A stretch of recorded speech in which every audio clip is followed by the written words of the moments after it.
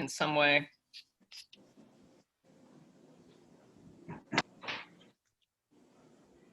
Okay. Can you say where that is again? You said Salmon Creek and where? It's the confluence of the Middle Fork and Salmon Creek. So if you're Okay. at the rest area at Greenwaters Park, facing west, Mhm. straight ahead, there are lots and lots of blackberries. Yeah. So it's some real estate we're just not using. And I think it's a hiding place for, I don't know what, but you know, Yeah. plastic bags and junk and homeless people and stuff like that. Yeah. I was wondering if, considering we have an improvement group, and that is a city property, would we not want to work maybe with them? The new Rick Yarborough's group? Yeah. Maybe a clean out or whatever. That would help the city a bit.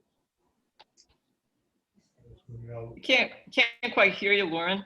Oh, I was saying that also maybe working with the improvement group in that particular area, considering it's a city park or public space, if they would be willing to help out in that area. And another, maybe it might come under community services or parks.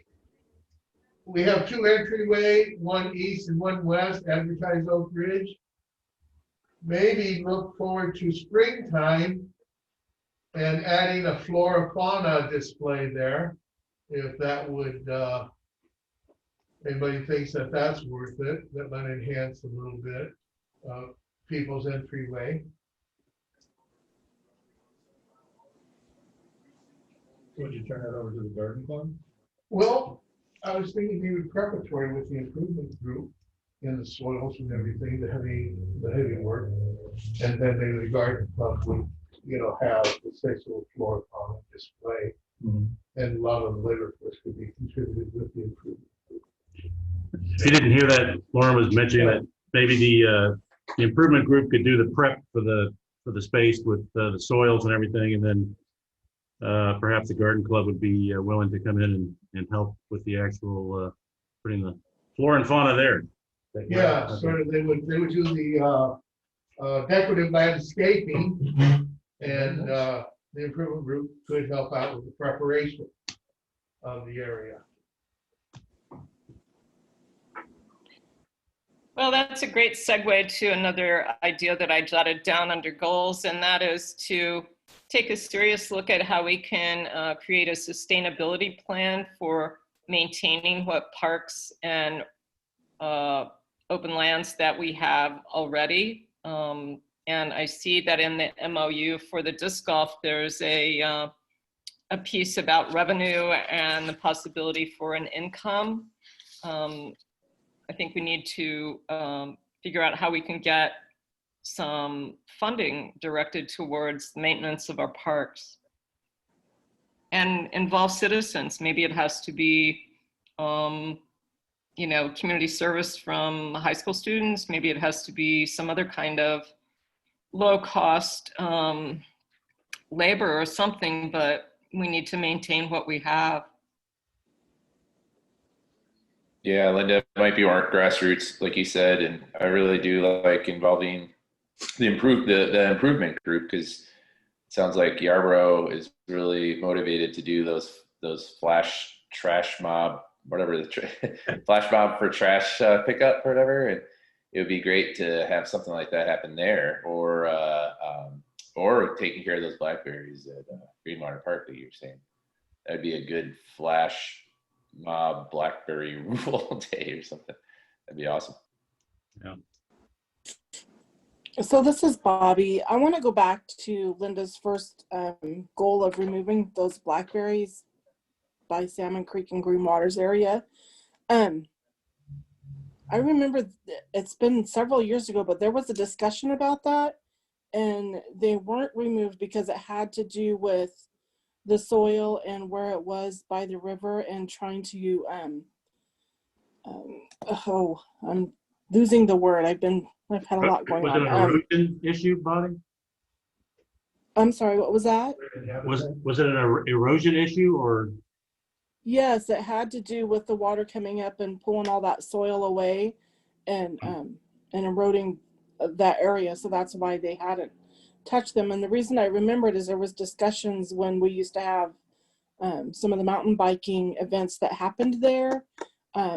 Randy Drilling had asked to pull all that up, and he was told no, because it had to do with that bank and making sure that soil doesn't get removed by the river and kind of holding that area together. So I don't know all the details, but I think it's something we need to keep in the back of our mind as we talk about it and make sure we're not doing anything that messes with that topography that's in that area. Yeah, I'm glad glad you remembered that. Yeah, I remember funny, weird little things sometimes. I'll check with Public Works if anyone knows about it, they would. So Okay. Yeah, it's just an idea. I mean, some brainstorm ideas Yeah. throw in the garbage right away because there are barriers. But yeah, let's check out, and maybe Army Corps of Engineers has some extra rubble or something they could put in there. Yeah, absolutely. Yeah, good. anything else on the goals, James? I've noticed there's been chatter on the chat forum about wanting a dog park, which I know we've addressed to some extent, but I've seen a lot of citizen comment about that recently, so I think it's something we should look at, continue to look at. Right. Well, I think we used to have discussions about the dog park down at Diamond View was one place, Mm-hmm. right next, west of the basketball courts before you got into the substation roadway there. There's a space. Yeah, and then there was discussion of down at Horton Park putting it back behind like where the fence that they have for like if they hit the balls over the fence, it goes over the fence that back area that's more south facing. Right. Let's clear back in there. Okay.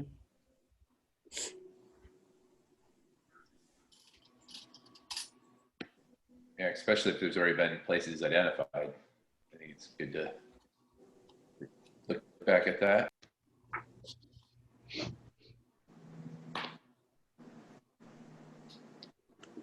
Okay. Any others? All right, we'll move on. And this is just kind of to introduce the attachment I sent everyone. Mistaken the first time and then the correct one the second time. So Jason and I and Robert, Public Works, did a walkthrough of lot 3 and 4 and kind of just talked it over, and that's how I was able to kind of go forward with the MOU. And my thought is that we have this committee look at it and make sure I didn't miss anything or put something in that shouldn't have been there. And if once the committee's happy with it, then we'll bring it forward to City Council to endorse for approval.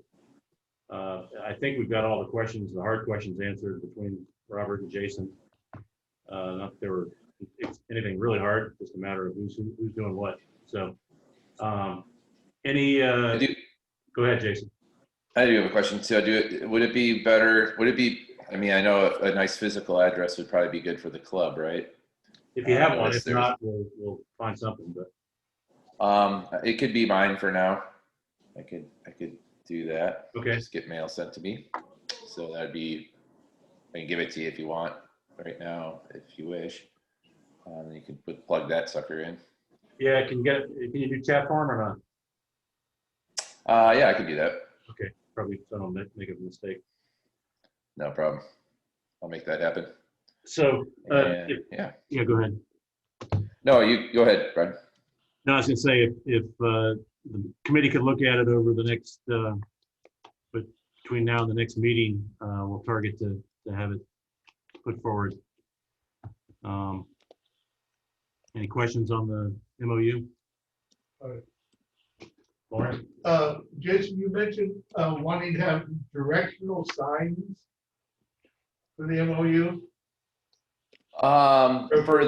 For like next T and stuff like that. Yeah, okay. Yeah, that's happening. Yeah. Mhm. Yeah, I just wondered, Brian, would that be part of a wayfinding also? Could that be worked into the wayfinding? I'm looking at budgetary things.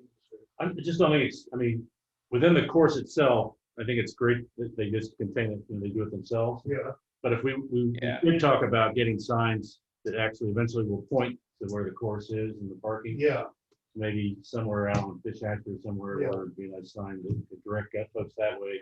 On 58. Yeah. So, internally in the park, they would have their own. Yeah. Yeah, and then internally for the course, we'll take care of all that. Yeah. Yeah, and there's going to be signage coming for each hole very soon. Got our graphic designer. He's pretty all done pretty much, and it'll be pretty amazing. You guys will have to check it out. I'd say by the end of November, hopefully, beginning of December, we'll have all the signs up. It'll be great. And a second question, mention of a kiosk. Yep. Yeah. Was there mention of a mural on the kiosk? I just heard rumor about this. No, it's just a kiosk will basically be the course map. It'll be the name of the park, I guess, like rules of the park, Okay. the legacy sponsors of the park, things like that, of that nature. Okay, good. Yep. And yeah, so the moving of the gate is something that I'd like to do in a semi-timely fashion if possible. I know it has to be approved. I guess it would have to be a council decision, I suppose, right, Brian? no, I don't see why that would be. I mean, Robert's okay with it. And we've spoken. Okay. So as soon as he Yeah, has as soon as he has the labor to do it, we'll move him out. Nice, thank you. And yeah, that and yeah, it sounds like we have a good understanding. I like what's going on. The insurance part, though, I did look at that, and I had a few questions. It sounds like we might have to have a commercial liability insurance Yeah, coverage or something. if someone got hurt while they were playing disc golf, I'm trying to, and I'm talking with the insurance agent tomorrow, and I'll bring it up with him. But I guess it'd be the equivalent if someone was hiking on one of those trails and they got hurt. So I'll ask him what the ramifications are and about the fact that the disc golf club has a presence there. Do they incur any liability? Oh yeah, they Really, shouldn't, but It's really for your Yeah. protection is what I'm concerned about. oh yeah, no, I understand. Yeah, but normally city parks are covered, through just the city with that. There's a lot of city parks that have disc golf courses, but it's good to ask and figure that out. So Jason, would that cover, or you can ask this, if Jason and the club holds a tournament, would that be covered under? That would be, yeah, we'd have to go through the city, get permission from the city to do a tournament. From an Mhm. insurance standpoint? Yeah, Yeah. He has insurance to cover general liability of people walking in there. However, if you're sponsoring an event in there, would you have to Yep. look at event insurance? That would be a little different. Yep. So when we have an event at Greenwaters and they rent, It would be just like that. we force them to, or make them show us that the city's named as a party. Indemnify? So yeah, that would be Yeah. something. Yeah. I think for general use, Lauren, I think it's probably okay. But like you said, a sanctioned event that the club is running or something like that, that would be a special event case. And we'd have to have proof of insurance. And we are trying to, we're having a board meeting on Wednesday, and that's on the agenda. It's discussing getting a 501c3. So it's That's going to great. be, yeah. And Kevin, Kevin's there, right? Okay. Kevin emailed me a little bit and just kind of discussed the possibility of being under a certain umbrella, but it might not work out, I don't think, according to your response. So we might have to go it alone on this one and just get our own, 501c3 here. And I think it's a good thing. I think we should, because I think the disc golf club is going to be a big part of this community, honestly. So, Right. you know, and not just disc golf necessarily. We can do all sorts of stuff. So, kind of almost like I envision us not quite being the caliber of goats, but maybe being, you know, right in that standing. Yeah, yep, it's great. So I have a question because I don't, for some reason, I don't have my head wrapped around the moving of the gate. I'm not quite getting where you're wanting to move the gate to and which gate. It's if you're coming south on Fish Hatchery, it's the Yeah. second gate on the right. And Uh-huh. it's constricted. I mean, it's kind of like an old dirt road. So you can move it back and make it a lot more parking available for the course, but still keep that gate, you know, keep vehicles from coming in there. So Oh, okay. it makes sense to move it and maybe increase parking. There is one spot that we're going to have to address with Public Works where they could turn and go in the other way. So we'll take care of that. But, yeah, that's the plan. Okay. Yeah. Perfect. Thank you. I'm sorry. I just wasn't getting it at first. Well, that's all right, Bobby. Thanks for asking questions. Uh, I have one more question about signage. Brian, you were saying that there would be some directional signage on the arterials and on Highway 58. Is there a financial or some other trigger point that would mean the signs would go up? Yeah, I mean, that's a goal. I haven't really investigated the cost and how it blends into the current signage plan that we have. So it's a to-do for next year. Okay. All right. I'll give you a brief update on Diamond View Park. So they've made quite a bit of progress. If you've driven by there, it's toward the forum, and they've got the cinder blocks up and are working through that. So it's going along well. I'm submitting up for financial reimbursements and progress updates to ODOT here, hopefully this week. So that'll and I got a warm fuzzy from the program manager today that he's happy with the progress and glad to see us moving forward. So I think it's a good thing. Any questions on Diamond View or things that I don't know about it? Maybe you do. What's the prognosis on the building going up, or the shelter, the shed, whatever it's called? The pavilion. It's kind of one of the contractor things I asked Rick Zylstra to do. And he's intentionally hesitant right now to move forward until we figure out what the bottom line for the restroom is going to be, because there is a limited budget here.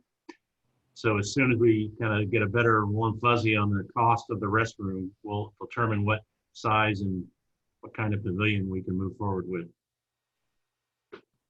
Okay. Thank you. Anything else? So we haven't pulled down any of the bike jumps, right? They're all staying put. I think they're staying. Yeah, Robert's done what he's going to do on the excavation for the restroom. Okay. And I know that the pavilion is supposed to go further over, I guess, to the north, so it shouldn't really interfere with the bike stuff. Okay. Thank you. Yep. Are there various pathways that will be like from the restrooms to the pavilion to the bike? I don't know. Okay. Rick probably has a better idea of that. You know, he's kind of the one involved in the planning.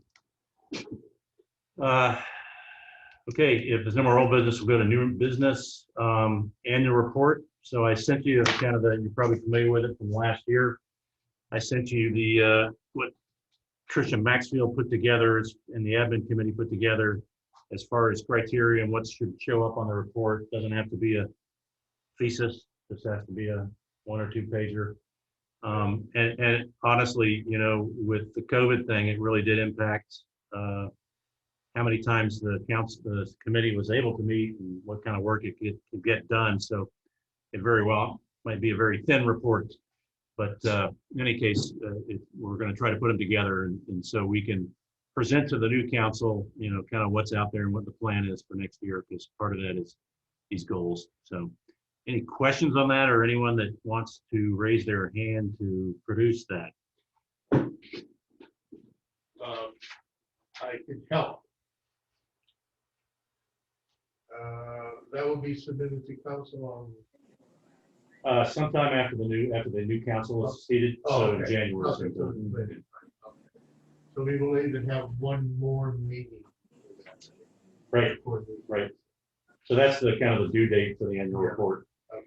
So whoever kind of raises their hand or half raises their hand, would have to work together throughout the month and then have something very simple put together.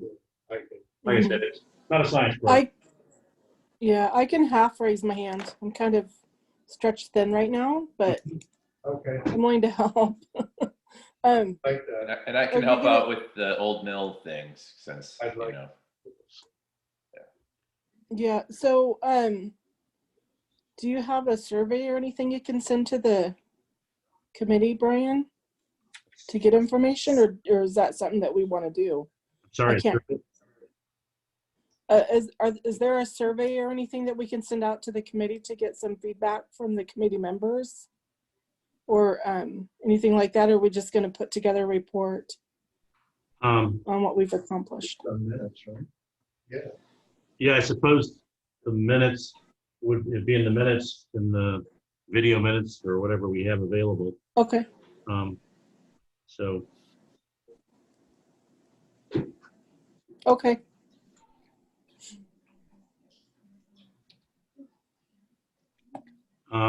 okay, and so let's plan on having something together by the next meeting, which is the 18th, 14th of December. Grants. So I know, Jason, we talked a little bit about it. What about available grants for the trail to the trestle? Yeah. So we got the goats who got awarded that UP grant. That's gonna go. I don't think they got the full amount. I think they got like 80,000 instead of 86 or something. They got a lot. They got most of it. And that is going to be to create a trail on the rail, this rail spur, from Beach Street all the way to, I guess, all the way to the trestle that we can't cross. Right.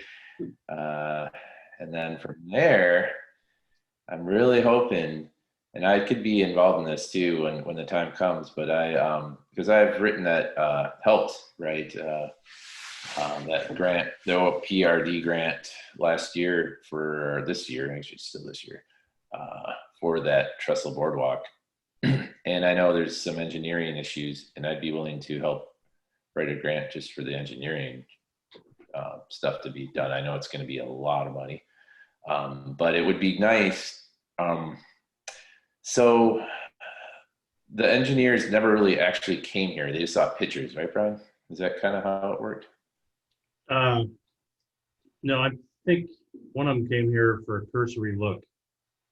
Okay. Check my files, but I'm pretty sure they came for a cursory look, but we didn't pay them for the full-blown analysis. We wanted to see if they would get away with it. They'd give us a thumbs up right away and we could proceed. Yeah. And they said, no, not so fast. We really need to take a look at some of the structural members.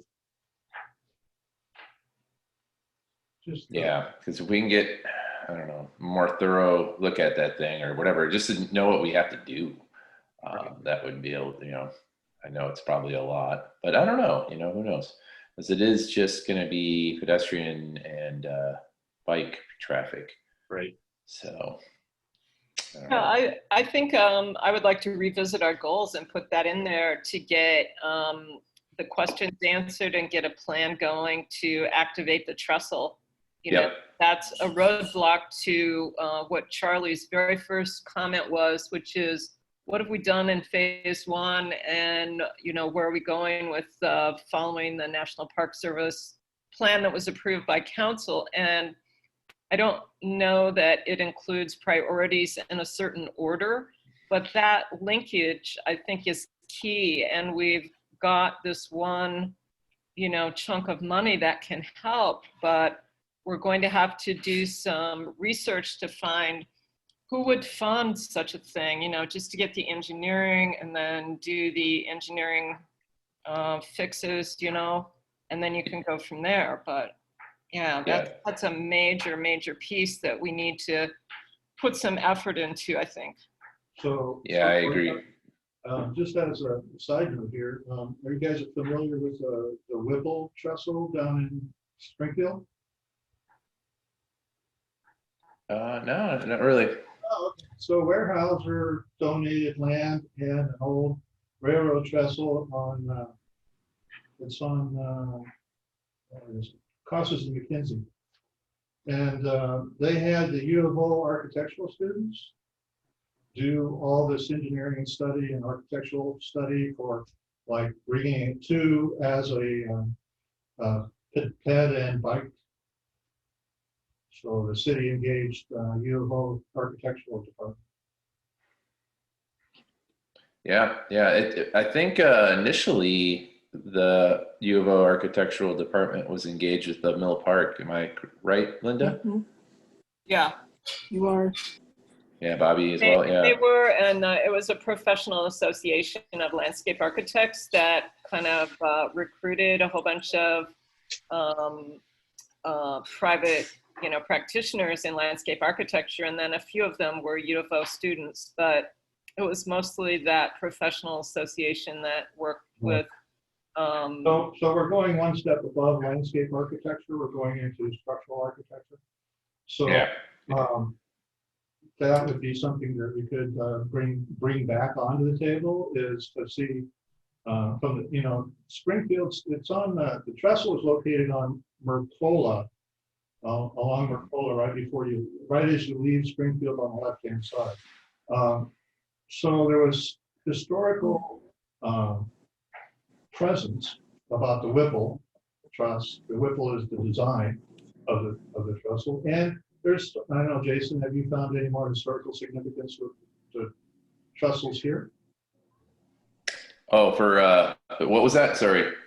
Wanted to know Quite get. if you found any historical significance with the trestles here in your research. Well, yeah, just that they were brought in, 1906, 1907. They're two-piece trestle. That was when they were built, but they arrived here in 46. From Portland, I guess, is where they were built, I believe.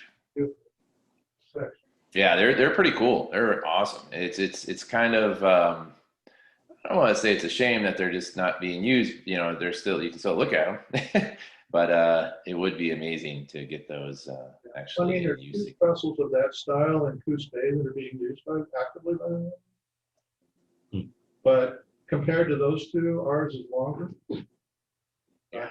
The longest, I guess. But yeah, it might be something to investigate there, because they did a whole lot of work on that Whipple one before they would turn it to a trail. Yeah, no, I know it was I know from meeting with we had a committee going for this whole thing. It was just we had several people working on this. Sir Ultimus and a bunch of other students and myself, and yeah, I mean, and Rick Silstra was very instrumental in it as well, and we were just trying to make things happen, and that was the last hang up, getting that architectural or the engineering, structural engineering thing going on, and so then we contacted our contracted out engineer that lives in Portland, but he's not a structural engineer, he's a civil engineer, so he had to contact the structural engineer. So it was like this game of telephone almost. It was like, all right, we contracted Hayden Engineering in Portland or something. But I think you're onto something. Just going right to the U of O and just saying, hey, you want to come up here and check this out? Like, that would be pretty amazing. Yeah, it could be one of their study projects. Mm-hmm. Now that I think about it, that one side of that trestle is sitting on OIP, so perhaps we could use restricted OIP funds to fund the engineering for it. So That would be really awesome, because if we can just get an engineer to get an assessment, that's all we need. Yeah, just cost share or something, but okay. Comprehensive assessment. Yep. Yeah. Well, Brian, if that's true, then maybe OIP could contribute some, and then if we have some matching funds, it makes it more attractive for some other funder. Right, right. That's what I'm thinking. You increase your cost match and Yeah, attract some more grant money than you wouldn't otherwise. Because I think we all agree it would be huge for the community. I mean, when I was working on this thing, it was just, I mean, I couldn't believe it. You know, it connects the uptown to the industrial east side, and it's, you know, the Mill Park, or the biggest city park that we'll have, you know. So it's pretty, I think it's pretty crucial, pretty amazing. yeah, I'm really looking forward to the annual report because we will be able to put in the number of hours that the disc golf club and other volunteers have contributed toward developing that city park. And when people start looking at the value that we've added, or that you all have added, Jason and your group, you know, they're going to be very impressed with how much we have increased the value of that city property by developing it and keeping it up and attracting and its future value. So our report is going to be spectacular. Yep, and I have those hours. So. Yep. Was there any traction on the riparian habitat for that area that's part of the outflow from the hatchery? So basically where the large stones are to the stream, that's a riparian area that was supposed to be remediated by the city for riparian habitat. We got any further on that? Or? Not that I know of. That kind of went away when Rick left. I can send you some information because I worked with Rick on it. So Okay. because what we were typically doing is having the tree planting festival committee do the planting as kind of a joint effort. So since they're not planting production trees anymore, they can rehabitat. Is that also part of an exit flow from the hatchery? It is the exit flow. Yeah. Hatchery, and that's the riparian habitat on that south side is to cool the water. That is cool water slow down. Yeah. Wasn't there a problem with, was it county or forestry service said no? No, there's not a problem with that. There wasn't. I thought there was. No, there was some questionability because of the 99-year lease that the hatchery has on. Okay. But as far as getting back to the DEQ contractor who's supervising that, we've identified native species to go in there, and we have actually have a planting plan for it, and with plant shots. So Yeah, but they can't go in and trench it out. we can go ahead and check it. Trench it out. Get rid of all these caves, reach down about 6 inches under the bottom. We can dredge it out. Yeah. No. No, they won't do that. Who won't? I mean, The hatchery. okay, is a trenching allowed to happen in that area? Why would you want? I don't know why. Is it allowed to happen? It's not, it's on the 99-year lease, so it's inside the high water mark. Yeah, it's a conditioning pond for the water before it goes into sand. Okay. Any more thoughts on grants, other grants?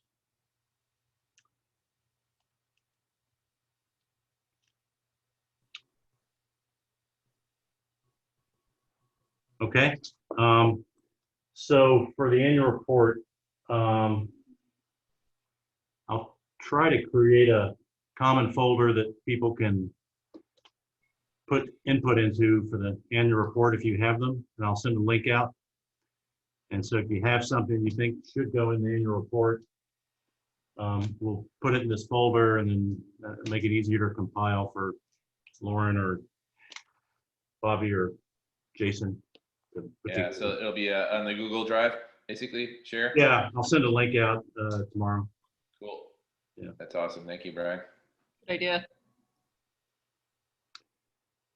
With that, the projected next meeting is December 14th. Are there any problems with that at all? Same time?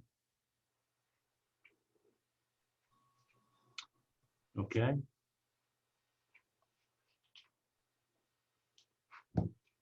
Well, you'll know that I also included the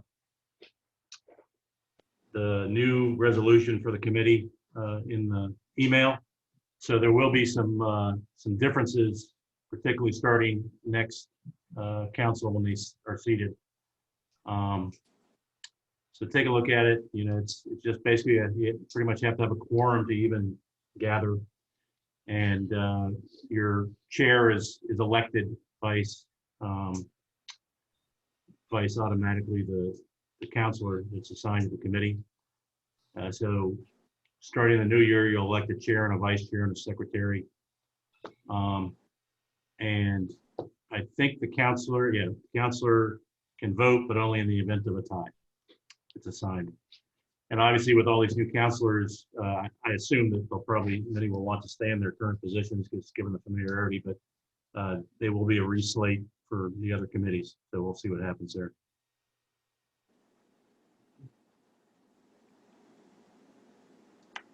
Any last minute input before we sign off? I see a note from our last meeting in October that Bobby, you were going to contact Robin Keever, and I think that was about her signage.